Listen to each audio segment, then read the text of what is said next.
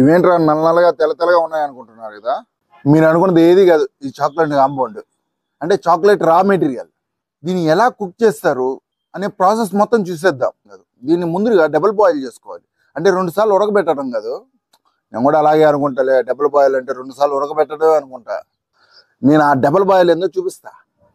Wait అమ్మా, wait. ఎందుకు తొందర మీకు? హాయ్, హలో, నమస్తే, once again welcome back my channel Nellore సిన్నోళ్ళు. నేను మీ విశ్వనాథ్. ఇక ప్రారంభిద్దామా?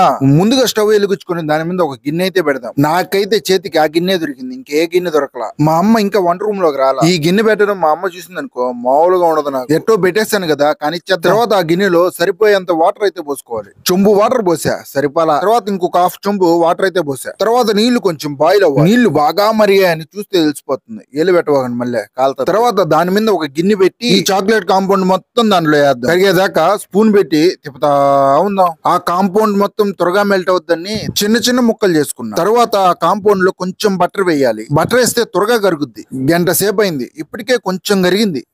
అది బాయిల్ అయ్యే లోపల మన కులప దేవత కాఫీ తాగుదాం. అబ్బా, ఏమున్నా గానీ ఇది లేకపోతే వేస్టే కదండి.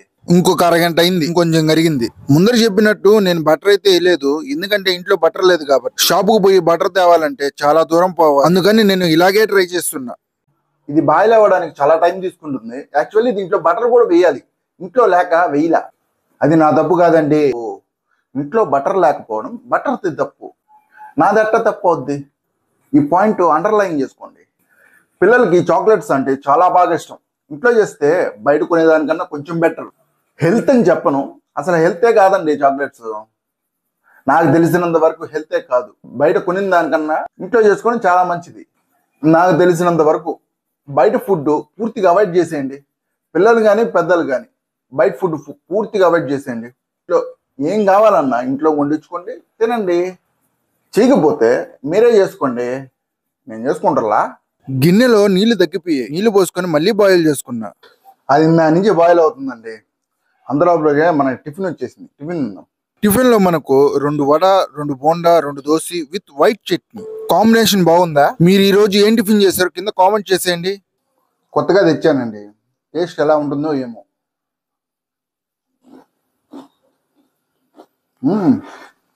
కొత్తగా చేసిన టేస్ట్ భలే ఉందండి. ఇక్కడ నుంచి అక్కడే పోవాలి. ఇది బాయిల్ అవ్వడానికి, కరగడానికి చాలా టైం అయితే తీసుకుంది. ఫైనల్ గా మనకు బాయిల్ అయితే అయిపోయింది, మొత్తం కరిగిపోయిందండి. చాలా టైం అయితే తీసుకుంది, టైం టేకింగ్ అయితే చాలా తీసుకుందండి. దాదాపు ఒక పూట పట్టింది. దీంట్లో బటర్ వేసుకుంటే మంచిది, ఇంకా త్వరగా కరుగుద్ది. బటర్ వేసుకోకపోతే అబ్బే, బటర్ వేసుకొని ట్రై చేయండి. అది బాయిల్ అయ్యేసరికి దోలు తీరిపోయిందండి. ఓకే, బాయిల్ అయిన వాటిల్ని ఇలాంటి మౌల్స్, ఇలాంటి డీమార్ట్లో అన్నా, మీకు మోర్లో అన్నా, సూపర్ మార్కెట్లో దొరుకుతాయండి. తెచ్చుకోండి. దీంట్లో స్టోర్ చేసుకొని ఫ్రిడ్జ్లో పెట్టుకొని 24 అవర్స్ తర్వాత తినేయడమే. ఉదయాన్నే స్టార్ట్ చేస్తే సాయంత్రం అయిందండి ఇది బాయిల్ అవ్వడానికి. ఇందాక మౌల్స్ చూపించాను కదా, ఆ మౌల్స్లో వేసుకోవాలి కదా. నాకు వాటిల్లో వేయడానికి ఇష్టపడటం లేదండి. నేను చేసిన పద్ధతి మీకు కానీ నచ్చినట్లయితే ఒకసారి ట్రై చేయండి మీరు కూడా.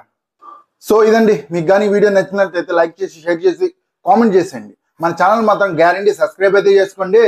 ఉంటా మరి, బాయ్.